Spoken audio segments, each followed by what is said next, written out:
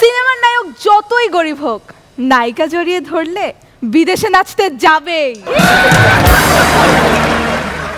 সবচাইতে বড় বলদ হিরো কাকে বলে? কাকে কাকে? যে হিরো নিজের বাসর ঘরে না গিয়ে স্টানম্যান বা ডামি পাঠায়। সেদিনের ভাইরাল নিউজ, এয়ারপোর্টে 70 কেজি হিরোইন আটক। এই খবর শুনে দেশের সব রিপোর্টার এয়ারপোর্টে চলে এলো নিউজ করতে। গিয়ে তো সবাই অবাক, দেখে আটক শব্দ ফারিয়া। সেদিন ফারিয়া আপু আমাকে বলছে, জানিস অ্যাঞ্জেলা, আজকালকার মেয়েগুলা কি বেহাইয়া, লজ্জা শরম নাই। ফেসবুকে একটা ছেলের সাথে 2 দিন কথা হতে না হতেই সিনেমা দেখতে চলে যায়। এই শুনে আমি বললাম, হ্যাঁ আপু, আমিও এগুলো একদম পছন্দ করি না। আমি আমার সিনেমার প্রডিউসারের বন্ধুর সাথে মাঝে মাঝে লং ড্রাইভে যাই, তাতেই আমার কি লজ্জা পায়। চট্টগ্রাম থেকে রাবিয়া জামান, অ্যাঞ্জেলা।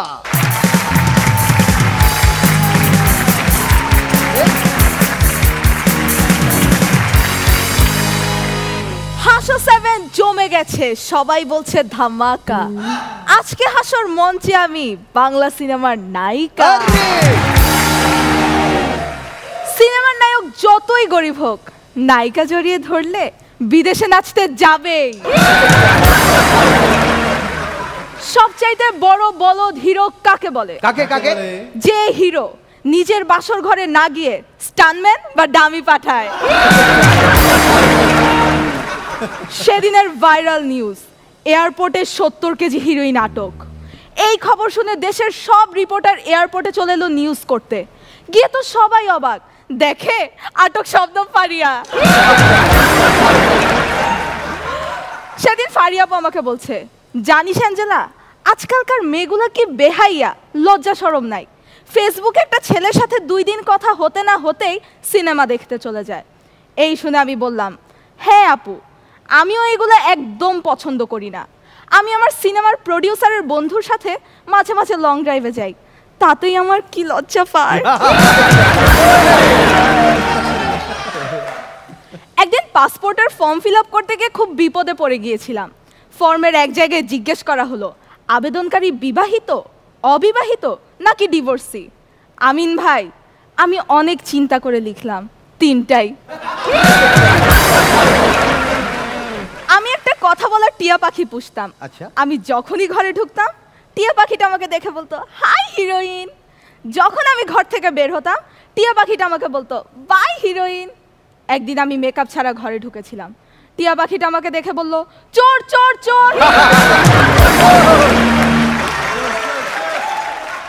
একদিন আমি ডাক্তারের কাছে গিয়ে বললাম, ডাক্তার সাহেব, আজকাল অল্পতেই হাঁপিয়ে যাচ্ছি, কোনো কিছুই আর ভাল লাগছে না। ডাক্তার আমাকে পরীক্ষা করে বলল, শরীর আপনার ভালোই আছে, তেমন কোনো রোগ নেই, আসলে আপনার দরকার হচ্ছে চেঞ্জ। এই শুনে আমি বললাম, গত 2 বছরে 5টা কাজের লোক, 4টা বাড়ি, 3টা গাড়ি, এমনকি 2টা স্বামীও চেঞ্জ করেছি, আর কত চেঞ্জ করব।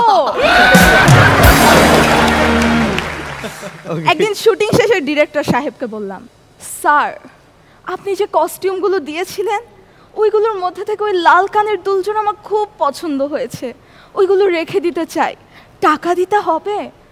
না না না না, তুমি যখন চাইছো দাম হিসেবে 5টা হামি দিলেই হবে। আচ্ছা আচ্ছা, আর ওই সবুজ লেহেঙ্গাটাও খুব পছন্দ হয়েছে, টাকা দিতে হবে? না না না না না না, তুমি যখন চাইছো দাম হিসেবে 10টা হামি দিলেই হবে। ঠিক আছে, তাহলে ওগুলো প্যাক করে আমার অ্যাসিস্ট্যান্ট বিলকিস খালাকে দিয়ে দিন, আর বিলকিস খালা দামটা দিয়ে দিও। সব শেষে একটা কথাই বলবো, সকল নায়িকা চায় তার জীবনে ভালো নায়ক আসুক, কিন্তু বাস্তবে নায়করূপী অনেক ভিলেন ঢুকে জীবনটাকে তছনছ করে দেয়। তাই সকল নায়িকাদের প্রতি একটাই অনুরোধ, নায়ক নির্বাচন করার সময় নিজেকে নায়িকা হিসেবে নয়, ডিরেক্টর ভাবুন।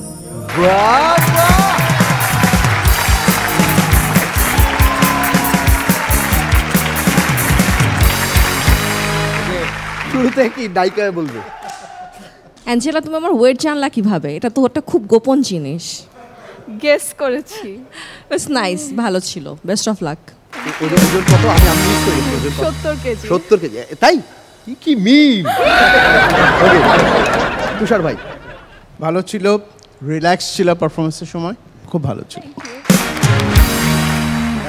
আমিন ভাই, এর নায়িকার এক্সপ্রেশন কেমন ছিল? অ্যাঞ্জেলাকে দেখতে আজকে মানে ফিল্মের নায়িকাদের মতোই লাগছে। Thank you. অনেক স্মার্ট লুক এবং পারফরমেন্সও অনেক স্মার্ট ছিল, অনেক সুন্দর ছিল, অনেক এনজয় করেছি। Best of. Okay Rabeya Zaman, Angela, ওই যে সবার জীবনে এরকম স্বপ্ন থাকে যে আমিন খানের মতো একটা নায়ক জীবনে চুজ করবে, কিন্তু হঠাৎ করে জীবনে ইশতিয়াক ভাইয়ের মতো লোক চলে আসে। So, সাবধান, একটা জোরে হাততালি হোক রাবেয়া। ওকে, একটা